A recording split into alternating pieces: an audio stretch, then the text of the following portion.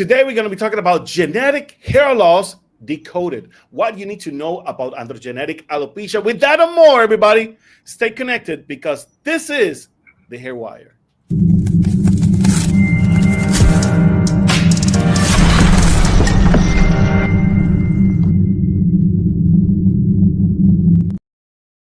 And welcome, guys. Welcome to another episode of the Hair Wire, where you, my friends, get hair smart. I'm your host, Sergio Cardona, alongside with Carrie. Jared, how you doing, Carrie? I'm doing great. How are you? I'm doing great, doing great. Missing Bisan, by the way. Where's Bisan today? Yeah, Bisan's at home taking care of her little girl. She's got croup. And if you have had croup or heard kids, your kids sound like a barking seal, and it sounds worse than it is, but it is. It's not a lot of fun, very little sleep. So I feel for you, Bisan. We're thinking about you, sending you all the high vibes. Love you, Biz. Love you, Sophie. Hope you get better. Hope you get better. Now, today, guys, we're talking about androgenetic alopecia. Today, there are a lot of things happening right now around the world. Particularly, we see the inauguration of President Trump in the United States. Congratulations to the United States. That's what you guys elected for president. So.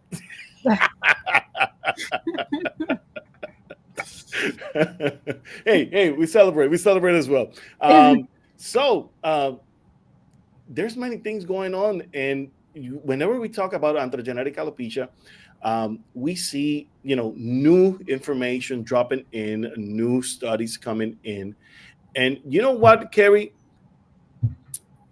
They keep saying they're confirming what we have been saying for many years. We have been talking about the genetic alopecia for years, and we need new studies to confirm what we have been saying already. It's incredible, and at the same time, I feel that we've been we're being vindicated about our work, because sometimes a lot of people don't understand what it is that trichologists do, and when we do, they'll be like, oh. Oh. I know, it's kind of crazy, but at the end of the day, people need to understand that what we do as trichologists, we first of all, we identify what's happening, and we find creative ways to actually get to a solution. And not only to say that we're being creative in a way that we are improvising, but saying creative because we are combining different techniques. We're combining what's really out there and using it in a smart way that makes sense, and it is healthy for our follicles, it's healthy for our hair, it's healthy for our body. So I like what we do. I'm in love with trichology. How about you, Carrie? I always tell everybody, hair is your essential biomarker. It tells you so much about hair. Yes. Some people read tarot cards. I read hair. We need to keep talking about hair. We need to keep talking about hair. Now, why are we talking about androgenetic alopecia? Well, first of all, we need to think about that androgenetic alopecia, although a lot of scientists like to say that androgenetic alopecia is the most common type of hair loss. Sorry, guys, I have to say it's the second one. So, I was looking at a study recently, and the information that was presented shows that, or at least they are suggesting that androgenetic alopecia is common into the 50% of male population. Now, I remember there was a study that used to put that number as high as 76%. So 1 out of 3 males do not have androgenetic alopecia, which is huge. Just 1 out of the 3 does not have androgenetic alopecia. All right. And now that we know better, we understand that actually we have more of a telogen effluvium happening than androgenetic alopecia. But what do we do with androgenetic alopecia, considering that it is basically the most treated and the most researched type of alopecia out there? Carrie, what do you think about that? 100%. Yeah, because that's what people automatically go to, say they have genetic, and just because it's in the family, they just assume, and yeah, very common. That's the thing, because it is so common. A lot of folks, whenever they start losing hair, they rapidly associate the hair loss to androgenetic alopecia. And unfortunately, not everything that is hair loss is androgenetic alopecia, guys. And so stop grabbing a box of minoxidil if you do not have androgenetic alopecia. And how do you know you have androgenetic alopecia? Well, we're going to be talking about that and a little bit more later on today. But the thing is that we need to understand the causes. We need to understand what's driving our androgenetic alopecia and how we are able to actually provide answers to what it is that is going on, and then to properly treat it. Because how can you start treating something if you do not know what it is that you have? Yeah. It's something that a lot of people jump into conclusions, and they go online, they ask Dr. Google what's happening to them, and Dr. Google says, well, you have cancer, well, you have an incurable disease. Please, stop asking Dr. Google and go directly to a reputable source. Go directly to the people who actually know about hair. Go to the trichologists. Come to the Hair Wire. Visit our website, thehairwire.com. Actually, we are renewing our website. Carrie, what's happening with our website? Well, it's a work in progress, but we're getting a whole new facelift with where you Yes. could ask the expert, where you could book consultations, find a trichologist, get all the information, submit information. We're going to be adding on there almost like an assessment for you, like a pre-assessment to kind of get an idea of what you might have too, with real information from us breaking down the various types of hair loss. And it's very education focused for you, for the general public. And then we of course do have our membership, which we are leveling up our whole membership as well, where it's going to be for professionals, and it's not just going to be a school, it's a faculty where we're connecting other professionals and finding those that are very passionate about in the industry. And it's not just about having the credentials, it's about also proving up your academics. We're going to be holding those people accountable to make sure that they're constantly updating their education, as I do know a lot of accredited people, but I also know a lot of accredited people who aren't keeping up with their education. And as a trichologist, we are scientists. We got to keep going and researching and looking for new data and new information and new research, and we're going to bring those all together and pull the best of the best and share events with each other. So yeah, it's going to be incredible. It's still taking a little longer because I'm a little bit of a perfectionist. So yeah, you'll get there soon enough. I did say beginning of the year, but hopefully by the end of the month. But like I said, good things take good time. So Perfect. Love that. We're getting there. We're having our website redone, the facelift and everything. So it's coming out with bells and whistles. So stay tuned, guys, and stay connected to the Hair Wire. So let's start with androgenetic alopecia. What it is, Carrie, androgenetic alopecia. What in lame terms? What do we say people about what it is, androgenetic alopecia? genetic hair loss. Very Yeah, simple. very Genetic simple. hair loss. Yeah. Yeah, that's what it is basically, the genetic hair loss. Now, the idea of genetic hair loss comes first with the idea of inheritance. So, heritage has a role with genetics naturally, but because it is inherited does not necessarily mean that it's genetic. I don't know if it makes sense, because we need to understand about genetics. And the thing about DNA is that with our DNA, we need to understand that there are expressions to how our DNA showcase a specific gene. So these genetic expressions may come as a result of inheritance or as a result of epigenetic factors. And this is key. This is key because it's not just simply saying that because my father was bold, I'm getting bold, or because my grandparents are bold, I'm going to be bold. Because there's a phenomenon of people who do experience androgenetic alopecia without any family history of hair loss, which is very rare, but it does happen. It does happen.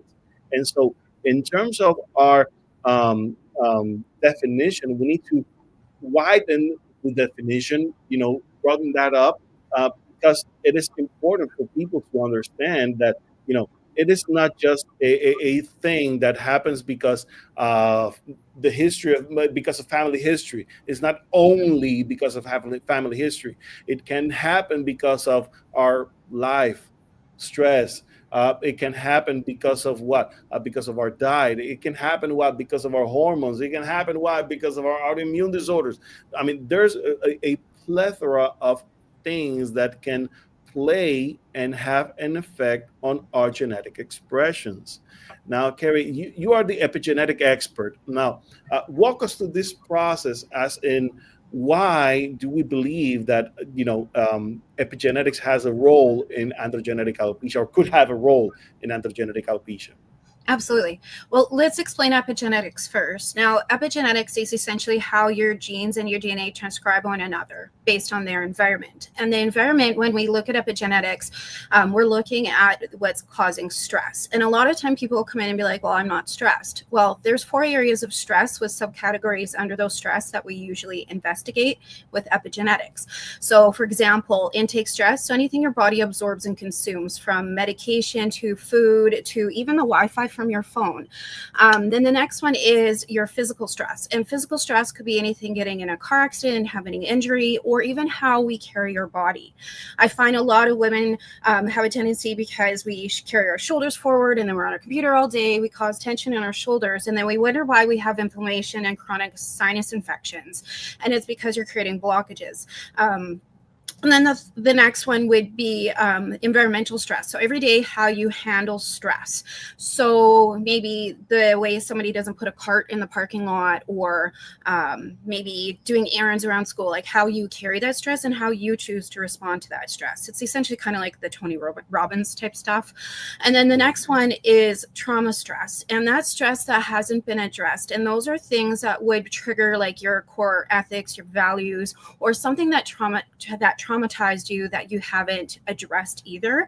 You just sat and forgot. So say something, you had a very bad experience at 17, and then at 43 something triggers that and you retract back to your 17-year-old version. So those are types of things in epigenetics that we look at. And it's also a big study with a lot of animal studies as well, on how they communicate, on how, for example, like, the monarch butterfly, how they travel south every year and then north every year. But did you know the monarch butterflies who travel south, the ones that come back are their offspring? None of the elders go, so they figure it out on their own. And it's because it's passed on by epigenetic information. And then there's actually a new book that just got released. I just bought it today. It talks about how family trauma could stay in epigenetically in the epigenetic line of family lines as well. So even say it's a parent that you've never met, that epigenetic stamp could still stay in there. It's trauma. And they're studying that a lot with a lot of stuff that had happened in history, with a lot of the historical horrible events, which we're not even going to go into, which has passed down by generation, which could affect as well. Now, a lot of that causes inflammation in the body and the nervous system. And also too, if you have any like ADHD or any mental illness, we're also studying this as well. But this affects your nervous system, and we're all connected mind, body, spirit. And so if there's a kink in your mind, body, spirit connection or your nervous system, it could cause an effect on your how the distribution of the chemicals go. So how you eat, it could cause headaches, it could cause stomach aches. If you're stressed, you get a stomach ache. Well, how it happens, your gut health's not working, and so your gut's not going to distribute the nutrients that you need. It's going to cause diarrhea or constipation, which also in turn causes effect back on the body, causing mental health, because you're hungry, you're lethargic. So it's all connected, and that's essentially what epigenetics is talking about, is connecting all those dots. And I love it because the idea of how our bodies interconnected, it explains a lot, but also at the same time it makes it a lot difficult for researchers to actually understand this information, and to properly to properly explain this to the general public. And let me give you an example, and let me show you guys a study that I was reading recently. Let me put it here on stage. This is a review on androgenetic alopecia, right? And the study was published in March 2017. Now, here's the abstract. It says that androgenetic alopecia, commonly known as male pattern baldness, is the most common type of progressive hair loss disorder in men. which I debate. The aim of this paper is to review recent advances in understanding the pathophysiology of molecular mechanisms of androgenetic alopecia, right? And here's the results. And you're gonna see this something very very exciting here. Is that the occurrence and development of androgenetic alopecia depends on the interaction of endocrine factors and genetic predisposition. Now, what was Kerry just mentioning? How our hormones play a role. That's what endocrine factors actually mean, right? And next it says androgenetic alopecia is characterized by progressive hair follicular miniaturization. I'm going to be talking about that concept in a moment. Caused by the action of androgens on the epithelial cell of genetically susceptible hair follicles in androgen dependent areas.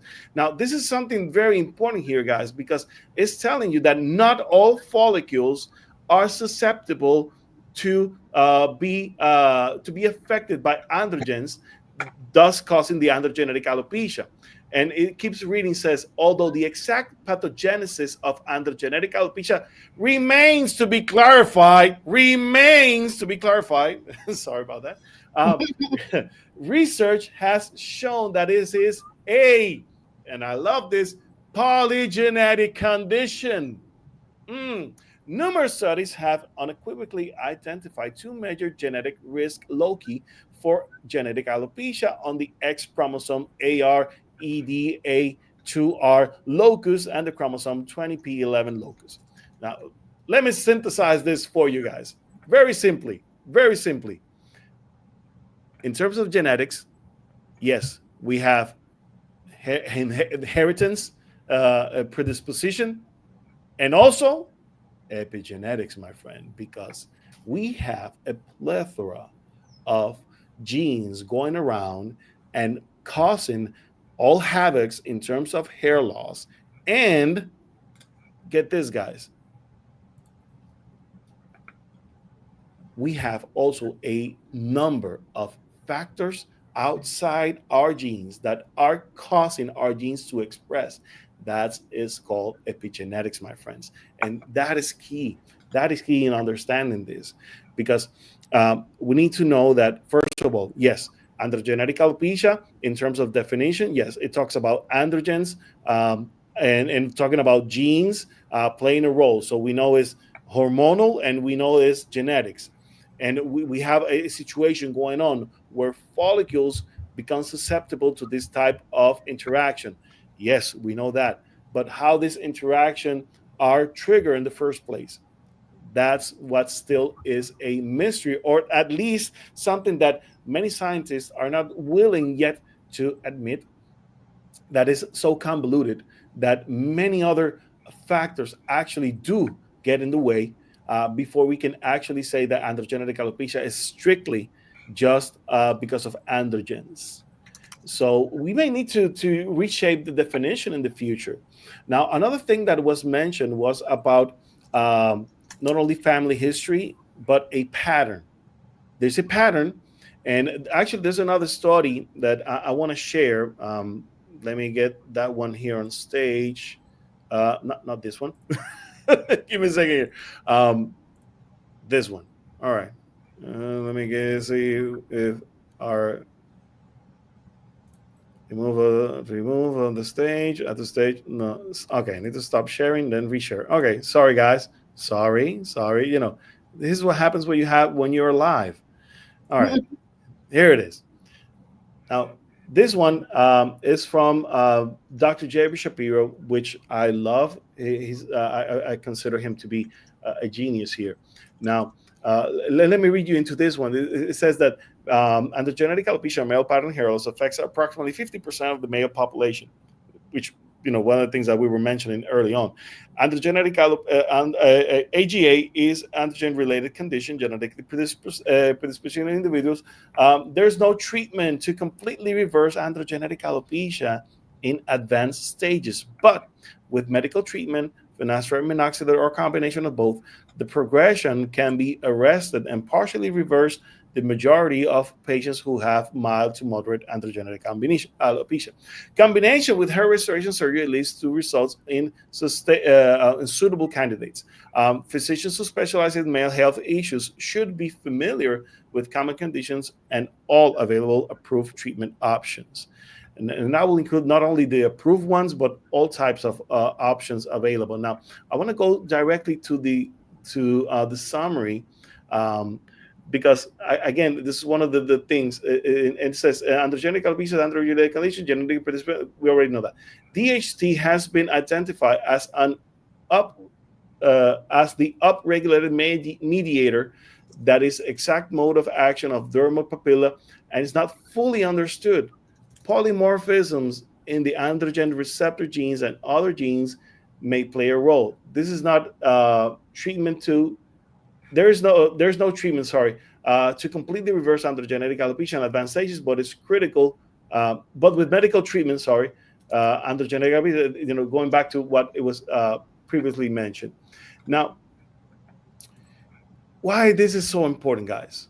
Well, again, uh, and I was looking for one of the studies actually mentioned, but I forgot to mention the paragraph where they were talking about the vertex area. We're talking about the pattern, right? So when we lose hair in androgenetic alopecia, it's not just the family status, the genetic status, but also about the pattern. And one of the things that they talk about pattern is about the hair loss in the vertex. Now, a lot of people, when they talk about androgenetic alopecia, they like to think about just the frontal hair loss. And many of those frontal hair loss are actually hypotrichia and not just androgenetic alopecia. And that's one of the reasons why we need to study this, to the best that we can. Why? Because unfortunately, a lot of people are being misdiagnosed with androgenetic alopecia and start using minoxidil and finasteride without no reason, when in fact there are other circumstances at hand that can also be triggering a frontal type of hair loss. Now, when we start seeing the vertex connection of hair loss alongside with the frontal hair loss, now we may say that, well, that really looks like a male pattern type of hair loss. But the most important thing is miniaturization. Now, again, we have three major factors. We have the genetic side of it. We have the family history. We have, again, the pattern, and lastly, miniaturization. So, okay, four factors. You want to mention something, Carrie? Well, I also want to say too, we've also found too, with some new research that is coming forward, is that the miniaturization we've been seeing in telogen effluvium as well. So I just want to, if you're a trichologist, just be aware of that too. Just because you see miniaturization doesn't automatically mean that it's AGA. So you've got to consider that factor as well. I see it quite commonly. They right away, miniaturization, oh, AGA. No, I see it quite often with telogen effluvium. And the reason for telogen effluvium to actually you may experience miniaturization is that, particularly with prolonged telogen effluvium, or what we call CTE, chronic telogen effluvium, basically what happened is that if a hair lives inside a follicle for around, let's say, 3 to 5 years, right? And this hair has been removed prior to the cycle to finish, then the hair that follows usually is a shorter, thinner version, right? Yeah. But it remains deep into the follicle. Well, let's say that same follicle experiences another telogen effluvium before it even completes the cycle, and another one on the same place, the same area, same follicle. So eventually that follicle becomes damaged, and that damage translates to miniaturization, leading to cicatricial. All right. And that's the whole thing. That's why not just having one of the four factors is enough to say that you have androgenetic alopecia. You need to have the full understanding of all the factors, and if they are in, then and only then I can say that you truly have androgenetic alopecia, because just miniaturization alone does not cover it. And how do we know that we're experiencing miniaturization, Carrie? How do we know? Well, you have to use your dermoscope to go in there and really see. And the miniaturization, it's smaller diameter of the normal hair that comes out of there. So, and you could tell by the shape of it. Should we pull up pictures? If you can, but when we talk about miniaturization with the scope, it has a particular shape.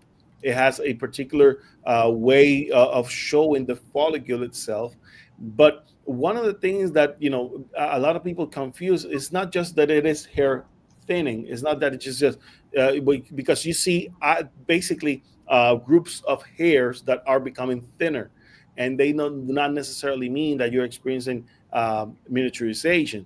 But there's also another way, not only with the scope, but also with polarized microscopy trichogram, whereby taking hair samples, we are able to measure the length of the follicle. And by measuring the length of the follicle, we have a more accurate way to determine whether we are actually experiencing miniaturization or not. And this is key, guys, because unfortunately, I see a lot of females that they buy a scope. You can buy a scope for as little as $20 on Amazon. All right. So, and even less than that, if you go to Shane or Temu, you can buy them for like $9 or something like that. But the thing is that if you buy a scope, um, and you start seeing things and you do not know how to interpret this information, it's only going to harm you, because Yeah. right then there, what you're going to be doing is you're going to be start looking at pictures of something that resembles kind of like what you have, but you only have half the information, and you need to consider all the factors, all of the other factors at the same time in order to determine whether you're really experiencing androgenetic alopecia or not. And we see this a lot, and a lot of people, unfortunately, they become so frightened by the idea of experiencing androgenetic alopecia, when nowadays there's treatment options if you truly have androgenetic alopecia. Maybe you're not going to get the full all of your hair fully back, but at least you're going to be able to stop the progression and make it look better. Get more hair on that particular area, get it thicker. Maybe not completely, but some of it is best than none of it. All right. And let me show you an example. Here's a picture of one of my clients. He started treatment with us, and you see there's no full recovery, but a partial recovery. And partial recovery is a good success, even if it's just partially. We see new growth. We see that he's keeping his hair and he's happy with it. That's the most important thing, that our customers, that our patients are happy because they are able to keep the results. And that's really something. That's what's really important here, guys. That our people is able to keep the results and are able to grow some extra hair in the process. And that's one of the key elements whenever we're talking about androgenetic alopecia. All right. And again, by measuring the depth of the follicle and comparing with the scope, and again, you have to become a certified trichologist. Okay, you need to really understand, you need to really see what's happening. And many doctors, unfortunately, they're not trained to handle a scope. So doctors, get your education on. Go to the hair wire and sign up for our next course. All right. That's what you need to start doing right now. Go to the hair wire, leave us your email address, and as soon as we have the website available, we'll tell you about the courses so you can start joining in and get the proper education, guys. It's very important. By the way, we have a nice group of people connecting from on Instagram, so I want to say hi to you guys. I'm watching different. I'm commenting as I can. Yeah, there's one, Mon Ami. Sorry if I said that with an accent. Minerals can activate and deactivate genes. Nutrition plays a huge role in genetic hair loss, and yes, 100%, definitely. And that's a common thing we study in the epigenetics with trichology too. Minerals, it's mind, body, spirit. It's all connected. So, hello. Yeah, it's all connected. What you eat affects your mental health and your epigenetic. It affects everything. Like once you start understanding your intake of what you take, it affects everything. For example, the celiac's a really good one. You could be celiac, and if you're eating food and you're causing gut health issues and you're causing inflammation in the gut, what happens is the gut is under so much stress, it's not able to distribute the nutrients where it needs to, so it just flushes it out, depending on what kind of attack you've had, of course. And if you're not getting those nutrients to your brain or to the distribution of producing hair or skin, nails, any of it, that will also affect you. So yeah, it's all connected. So, and that's the whole study of epigenetics, is understanding that. And yeah, I'm actually working on a module, or actually, I guess, a full course, and an independent course, but it'll be a module in our full program, all talking about epigenetics, specifically to trichology. So yeah. Something that you do not want to miss if you're a professional, and even if you're not a professional, but you want to learn more about it, definitely something that you want to check it out. So now that we have androgenetic alopecia, okay, we did the test. We finally arrived to a conclusion. Now we know we have androgenetic alopecia. Carrie, what do we do? And what are some of the symptoms that people may experience with androgenetic alopecia? Symptoms? Well, first off, the first big one I notice with a lot of people is their emotional state, where they're very cautious and always almost, almost depressed, almost, or just like very self-conscious of it, and always aware and always looking in the mirror and checking. And that's one common one that I usually see off the hop, especially with a lot of my male clients. I am a cosmetologist. I work behind the chair too, so I have a lot of male clients I've had over the years that have had androgenetic alopecia come on, and I notice their confidence changes as it starts to come on. So that's a big one. Hair shedding, depending on the type of hair shedding or the trigger for the androgenetic alopecia, the shedding pattern, but typically I look for a pattern. But right now, to be quite honest, with a lot of the new studies coming out, we're finding that the hair loss, which I was taught when we took our trichology training, was frontal and in the crown, all of it. But now we're learning that there are two different types of hair loss. One's caused by hormones, one's caused by DHTs. So I'm kind of now investigating what I study on people now. Like, if I do see any hair loss here, I don't just assume it's genetic hair loss anymore, because that's a typical symptom based on North American trichology information. But now I'm like, no, this is actually a hormone imbalance. And so now, because I've been studying a lot about hormones lately just to prepare myself, now I'm seeing the differences.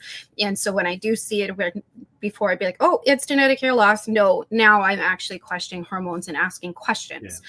So I mean, because at the end of the day, it could be androgenetic alopecia, but as you're mentioning, it could be a situation with hormones, particularly with people who are experiencing low local estrogen alopecia. It's very common right in the front area.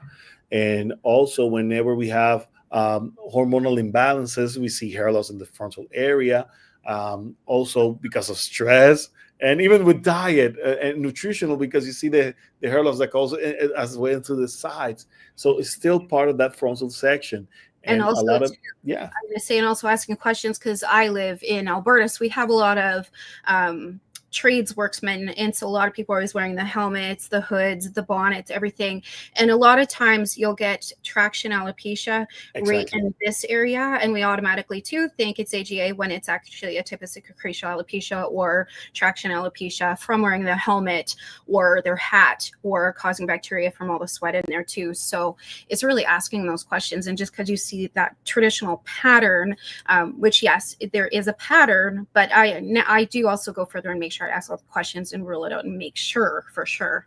So the same thing happens with people who use CPAP machines, because of the way they is strapped into the hair, right into the scalp. It can create like grooves into your scalp in terms of hair loss, because of the shifting of during the night of the mask and everything. That can also cause traction of the hair.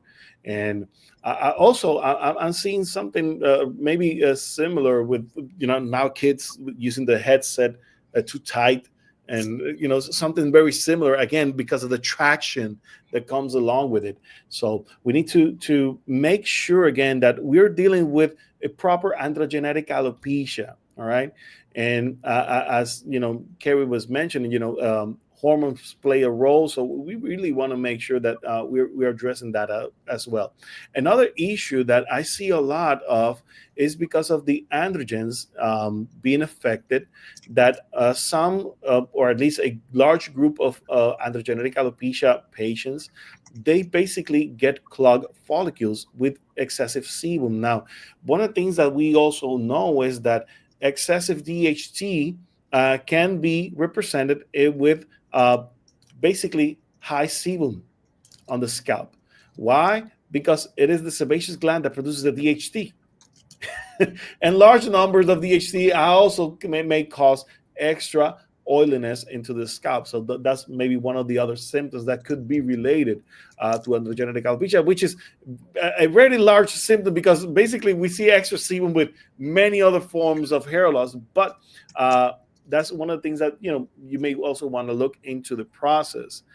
Now that we know that the symptoms, Carrie, how do we treat it? What do we do with androgenetic alopecia? In terms of treatment options, what's really out there? Yeah. Well, first off, it's investigating what triggered the AGA and the type of AGA that you have, and checking into where they are in their life and chapter and time. So there's a lot of holistic options right off the beginning, and there are also a lot of ones that you might want to do medication down the road. So I have if it's somebody younger, I try and do more of the holistic approach before I do anything more interventive, I guess you could say. And then once we get older and we crossed our T's and dotted our I's, then I might go into more of the medicated options, but that's my approach. Just because sometimes you can control a lot of the AGA symptoms from holistic and finding out maybe it is a trigger that caused it, and it's figuring out and reducing that trigger or addressing that trigger. I have worked with a lot of clients where it's a stress-induced androgenetic alopecia, which progressed the effect of the hair loss, but once we got their stress controlled and everything at bay and got their diet balanced out and inflammation under control, we brought back a good portion of like 40 to 50% more of that hair back because we balanced out their inflammation. And then from there you could address different situations. But there's so many options out there with lasers and topicals and diet and stress management that could help work with this. However, down the road, there may be a solution that you do need to do more interventive, like finasteride and minoxidil. And then, yes, absolutely. And you're the expert in this, Sergio. I'm the one always picking your brain about this. You should be talking about this. But that's when I would worry. Sergio, I need your help. Come help me explain to this client and if this is a good candidate yet. But honestly, finasteride, I avoid. First off, because I'm not a general practitioner, I can't recommend it, but I could request them to go to a professional to get a requisition for it. Absolutely. But if I know their age group and I know that they're coming up with recommending finasteride, I might have them question it depending on their age. Yeah. And make sure they know what they're signing up for, because there are effects for all of them. So yeah, I'll let you talk further into that one. So. No, as you mentioned, among the many options that we have out there, yes, you have the medical kind, you have the holistic type of treatment, and my personal favorite, the combined approach. I like to combine it, why? Because what we have seen so far with traditional medical treatment for androgenetic alopecia is that you don't get 100%. And what I mean by 100% is that you don't get to keep 100% sometimes of the cases. And this is quite interesting because nowadays there's a study that has been approached, and basically it is a DNA testing to determine if you are more prone to be, benefit from minoxidil finasteride therapy. All right. And this is good because for many years we have thought that this is the only cure, and there isn't. Each body reacts differently to the medication. So sometimes it's just best to do a combination of treatments because, again, if you're not able to tolerate minoxidil, then what other topical solutions do you have that can bring in the thickness to the hair? So there are many other options in terms of particularly aminos. We're talking amino acids that can be and peptides that can be applied directly to the scalp to help promote thickness to the hair. Also, again, if we induce into estron into the scalp, if we use uh, estron producing agents, like, for instance, certain types of essential oils that can trigger and a cascade of events that will produce more estrone into the follicles, will definitely increase the thickness of the hair, and it will allow you to keep more of it.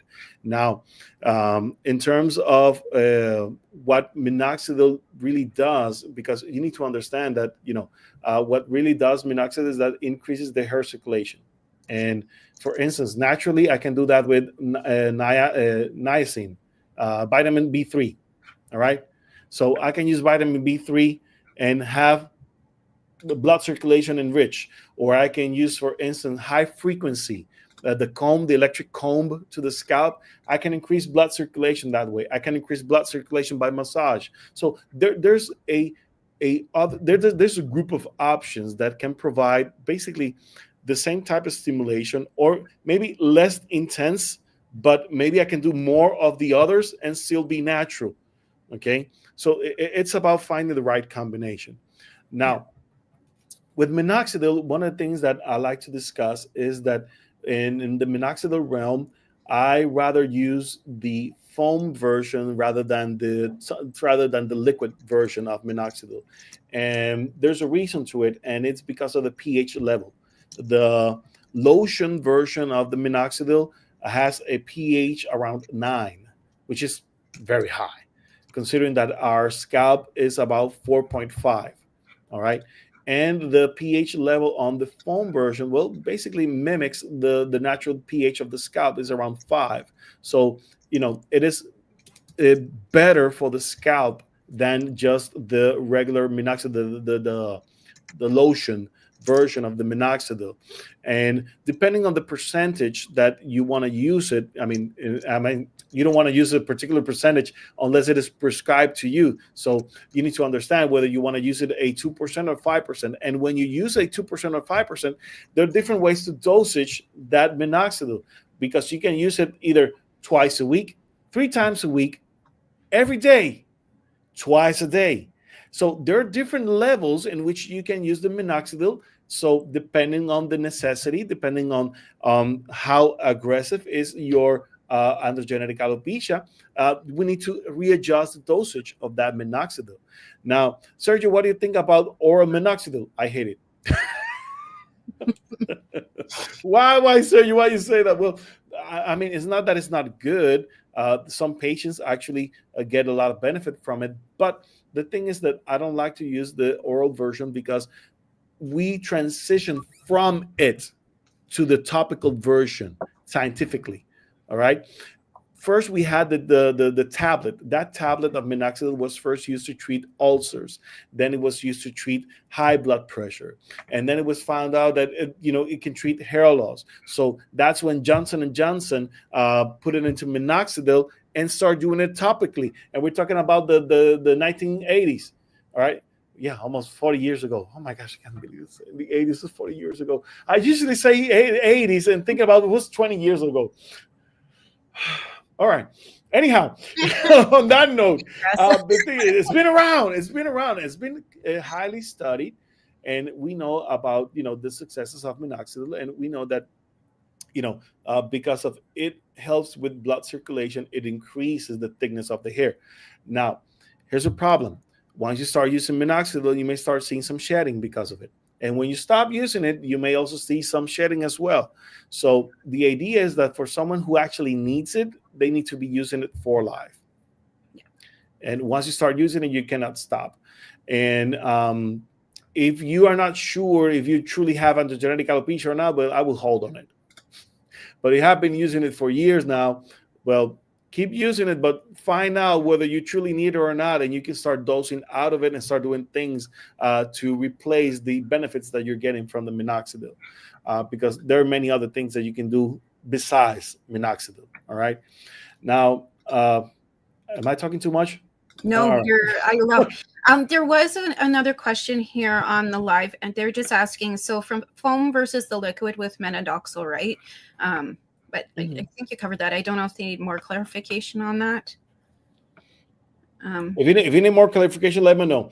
But in terms of the difference is the pH level, and again, the other differences are in the percentage, whether you want to use the 2% or the 5% and the dosage. Every other day, sorry, 2 days a week, every other day, daily, and twice a day. So females, they hate to use topical minoxidil. I mean, having that solution in your scalp messes up your hair, messes up your style. I know, ladies. I know. That's why many of you rather like to use the oral version. But remember that with oral version of minoxidil, you get hair just about everywhere. Everywhere. Yeah, that which is scary. I pay a lot of money to have laser removal, and to have that, it'd be like, damn it. Exactly. Thank you. You spend good money, to have laser removal certain areas that using minoxidil just bring it all back. So definitely something that you want to take into consideration. Now, I want to talk about finasteride and dutasteride and spironolactone. I want to jump into very quickly. One or the other. What do they do? Well, finasteride and dutasteride did the same thing basically, but it acts a little bit different, and it was a medication for prostate. Now, the thing is that what it does is that it reduces the enlargement of the prostate. Now, what they discover is that also blocks DHC, so helping people with hair loss. Now, the way it works is by basically avoiding the union between testosterone and 5-alpha reductase, which is an enzyme, allowing the body to keep more testosterone, which allows you to, of course, keep more hair. Now, is it large testosterone a good thing? No, large testosterone makes you lose hair. Too little testosterone makes you lose hair. So you want to keep it in the middle. But the thing is that with finasteride, you're able to keep most of the hair, and you're able to recover a large amounts of it. Now, the dutasteride works a little bit different because it attacks two forms of DHT, which is more strong. It is stronger than the minoxidil than the finasteride. Sorry. And nowadays we have a version that is topical. We have a topical finasteride mixed with minoxidil for people who trying to avoid basically some of the side effects created by finasteride dutasteride, which can have sexual side effects for guys and also for females, because this medication is also being used on females. But the females who use it, please know that you must be in a certain age group, and also that you do not want to have kids anymore. So, because unfortunately, it can make females sterile. So sterilize. It can sterilize females. So you want to make sure that you're not into pregnancy age status. All right. And if you get pregnant, there's a possibility of feminizing the fetus.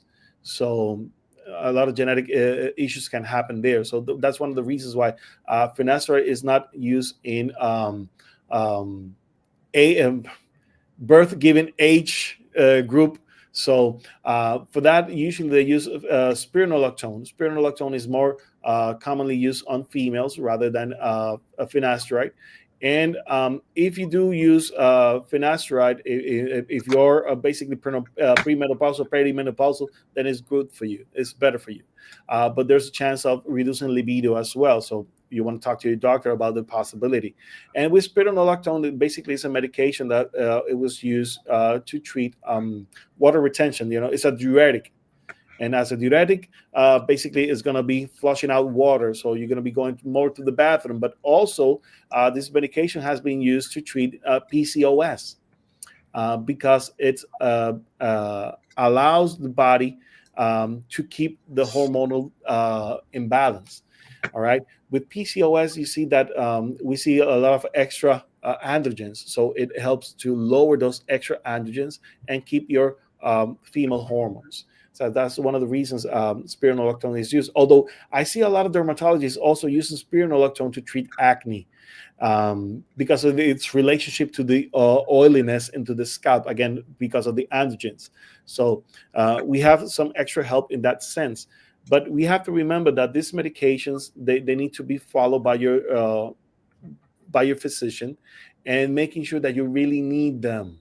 All right. And not just start popping pills out of the blue, because we see a lot of disastrous results with it and you get more health issues. So again, it's not like I'm against medication. I'm just against using medication that you do not need. Here's one on here, which I love that you brought it up, but she's asking about, I'm assuming, now correct me, it's about using specific brands. Like she put Pro Cap Pill, or using just like topicals and like regimens. I'm sure that's all in there, Naloxone and Bosley and all of those. Is that what you're kind of asking us, is recommendation for topical shampoos? We'll see if she answers. She's on Instagram? Instagram, yeah. Oh, okay. Procapili. I think they're talking about laser, the Procapili. Yeah, and they're also a brand for product as well. Yeah, you see a lot of products out there, a lot of line of products, they use minoxidil embedded into their products, just to say that their product is FDA cleared, FDA approved. But it's because of the minoxidil, not because of the shampoo that is FDA approved or anything for hair loss. So you want to make sure that you understand that that particular fact right there. Now, one of the things that I want to bring in is female pattern hair loss or androgenetic alopecia in females. And you see this particular case right here where the pad, where the center is, we see a widening of the pad of the part, and in that frontal section as well is getting wider. But again, with severe cases, we see miniaturization and we see cicatricial, and we may not be able to get it all, but you get some of it back. And that's the most important thing, that you're at least keeping the hair that you have, and then you're moving to regain as much as possible based on the ability that your follicles may still have. So again, I know time is closing out, and I'm speaking as fast as I can because I want to cover everything. But guys, if you're suspecting of androgenetic alopecia, consult with a trichologist. The bottom line is that consult with a trichologist. Make sure that you know what you have before you move into treatment and before you even start considering medication. Now, after you have gone through the process and after you have thoroughly understood that you truly have androgenetic alopecia and you want to start medication, go ahead, but be cautious about the possible side effects. And of course, do not neglect the possibility of using natural sources. For instance, Supplemental is a natural DHT blocker. You have niacin as a way to induce into blood circulation. There's treatments that you can do in the scalp, massages, high frequency, laser, galvanic current. You can use microneedling. You can use, there's so many other treatments available out there that can really stimulate hair growth and give you a chance to get that hair back. All right. So that's my final word. Go ahead, Carrie. Take it over. Well, guys, thank you. This was a topic that has been asked a lot about, and I'm glad that we got to talk about it. And I do see more questions coming up, particularly about product and so forth. But yes, we'll put that on our list for future discussion, talking about different ingredients and so forth. And maybe we could delve deeper when Basan's here and talk about even eating for hair and topicals for hair and different tools. My favorite ones, for example, let's give you those right now. My 3 favorite ingredients for stimulating hair growth is healthy cardio, Healthy cardio means just getting your heart rate up just enough to get blood circulation to the brain. There's healthy cardio, and there's also not healthy cardio. So it's healthy cardio. Sex is usually a really good one for that. And of course, sleep. And sleep is not just having sleep. It's quality sleep versus quantity sleep. I find a lot of people are like, I get a lot of sleep, I get 10 hours of sleep, but it's a difference.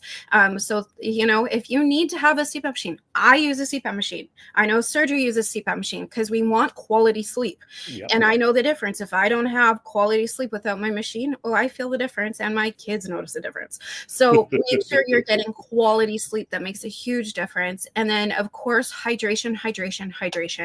I find we neglect hydration, and dehydration does contribute to hair loss and triggers a lot of other issues in the body. And a lot of people forget we're majorly made up of water. So you need to make sure you're hydrated. And it doesn't mean counting your cups and counting your bottles of water. Everybody's different. It's not a one-size-fits-all world. And we will say that over and over, 100 times over. It's not a one-size-fits-all world. The best way to kind of keep on how hydrated you are is monitor your urine. A lot of my nurse friends always too get their clients and their patients to monitor the urine. The more yellow it is, the more dehydrated you are. If you're hydrating, but it's still yellow, but you're urinating a lot, it could be because you're missing a mineral. So incorporate a little bit of a healthy, not a table salt, but maybe like a Himalayan or a Celtic salt into your diet, because you might be just missing that mineral for your body to absorb it. But those three key ingredients right there will make a huge difference. And of course, joy, soul food, anything joy. So four. And joy is doing those activities that light you up. Not watching TV. It's those activities where you could be so tired, so depleted, and you do it for 5 minutes, or it feels like 5 minutes, and it's been 2 hours. And you're like, wow, where did the time go? Those are the activities that are going to help with managing stress. And all of those 4 things are going to help with inflammation. They're going to help stimulate new hair growth. It's also going to stop the hair loss that you're having. There's a lot of benefits all around, not just for your hair, but for everything all around. Sergio, you go ahead. No, hey, I want to say thank you, guys. One last question. Erica was talking about how do you feel about insulin-resistant related androgens, androgenetic alopecia. I said this insulin resistance usually is more common with PCOS patients. So yes, it can happen. But again, if you're treating the PCOS properly and you're using the right medication for your blood sugar, you should be able to cope with that. But again, spironolactone can also help in the process if you have PCOS, but something you need to discuss with your doctor. And also, if you're experiencing androgenetic alopecia symptoms, go see a gynecologist.